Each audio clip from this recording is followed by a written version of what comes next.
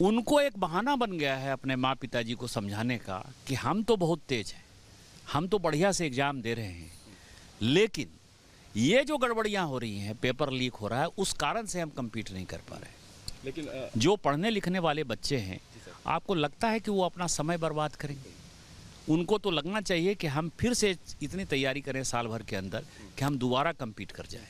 वहाँ जो लोग नज़र आ रहे हैं वो वैसे लोग आ रहे हैं। मैं आपको बताऊं कि उसमें कई एक ऐसे तत्व हैं जो विद्यार्थी हैं। क्या ये विद्यार्थियों का आंदोलन आपको दिखाई देता है क्या? तो मुझे लगता है कि सबकी समीक्षा बाद में होगी। फिलहाल मुझे पार्लियामेंट जाने दीजिए। ठीक है।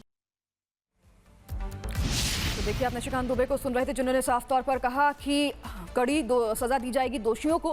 फास्ट ट्रैक कोर्ट के बारे में भी उन्होंने कहा। और इसी के साथ ये तो तस्वीरें आप देख रहे हैं प्रदर्शन की, लगातार हम आपको अपडेट दिखा रहे हैं। सीजेपी के हमलों पर अब पुलिस ने भी कार्रवाई तेज कर दी है। पुलिस ने कई उपद्रवियों के खिलाफ FIR दर्ज किया है।